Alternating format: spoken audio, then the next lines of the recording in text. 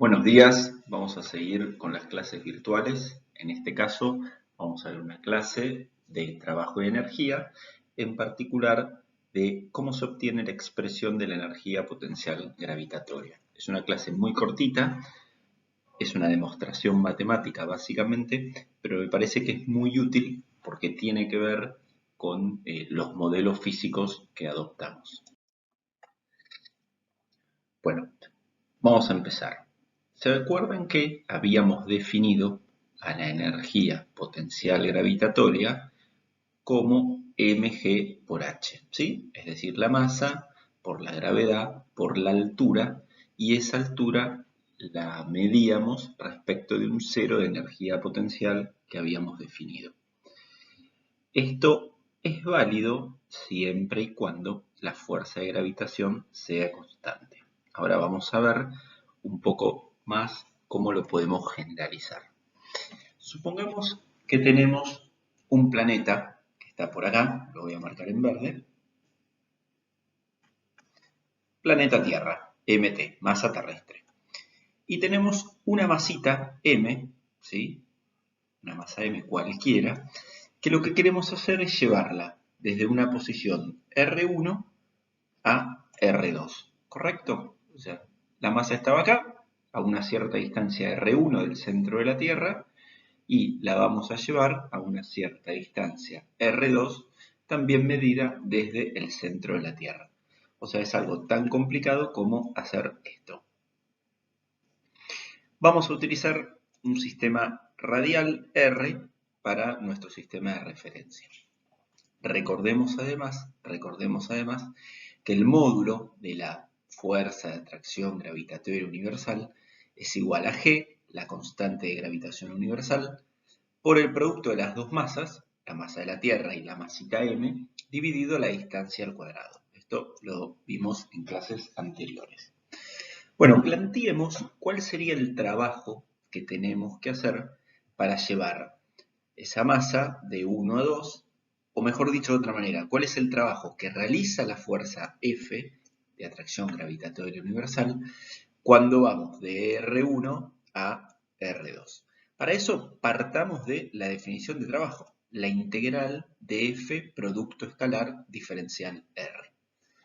¿A qué va a ser igual? Bueno, F es igual a G por la masa de la Tierra por m sobre la distancia al cuadrado, r cuadrado, pero esto lo tenemos que expresar de manera vectorial.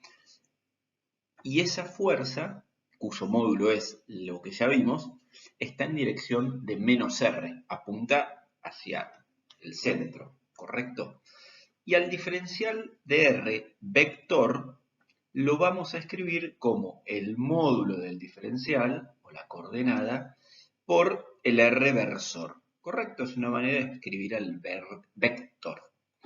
Bueno, r versor por r versor es el producto de dos versores. Eso es 1.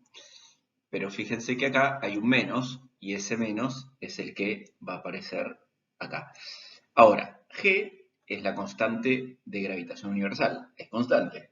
La masa de la Tierra podemos aceptar que es constante, y la masa de mi partícula es constante. Por lo tanto, puedo sacar todo fuera de la integral y llegamos a la expresión que estamos viendo acá. ¿Correcto? Pasemos a la siguiente filmina. Bueno, acá está repetida este primer renglón, ¿sí? Simplemente para que nos quede más claro. Habíamos quedado acá. Bueno, ¿cuánto vale la integral de 1 sobre r cuadrado? Bueno, si se acuerdan, es menos 1 sobre r. Acá hay un por, y esto lo tenemos que evaluar entre R2 y R1, ¿correcto? ¿Cuánto vale esa integral? Bueno, vale menos 1 sobre R2. Este menos, que voy a marcar en rojo, es el de Barrow, ¿se acuerdan? Y menos 1 sobre R1. Por lo tanto, vamos a simplificar esta expresión y nos va a quedar de esta manera.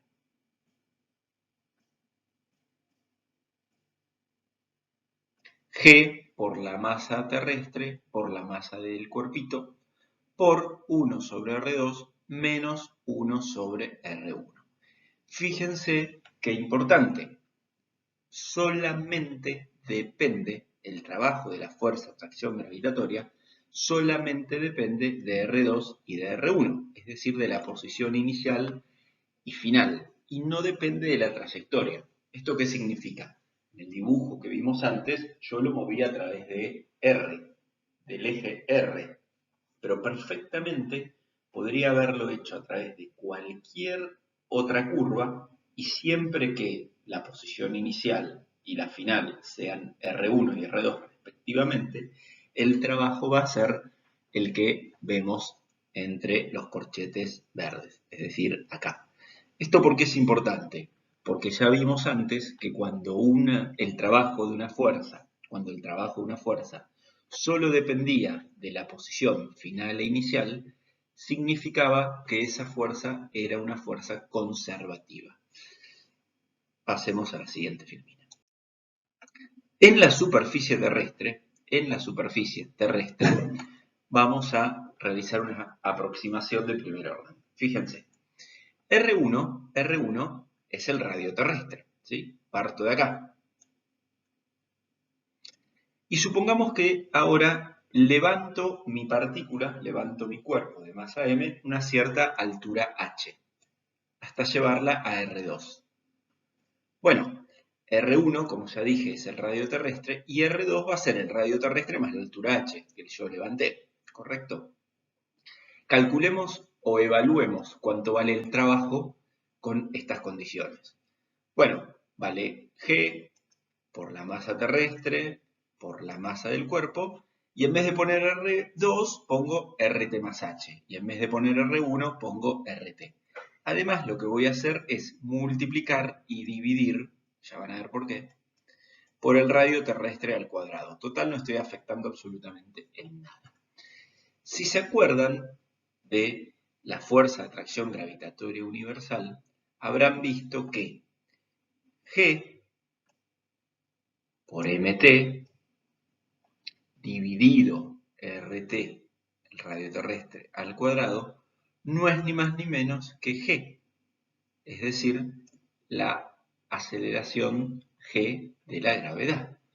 Por lo tanto, podemos escribir la expresión de manera más simplificada como m por g, y además lo que vamos a hacer es introducir el RT cuadrado adentro del paréntesis, el radio terrestre al cuadrado dentro del paréntesis. Por lo tanto nos aparece RT cuadrado y acá RT cuadrado dividido RT nos queda RT en el numerador. Bueno, desarrollando esta expresión, ¿qué vamos a obtener?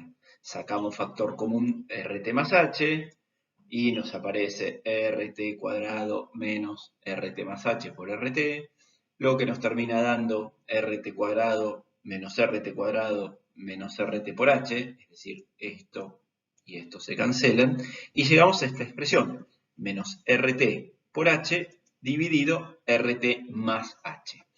Ahora, concentrémonos un segundo en el denominador. El radio terrestre mide 6.300 kilómetros, 6.300 kilómetros aproximadamente, es decir, 6.300.000 metros.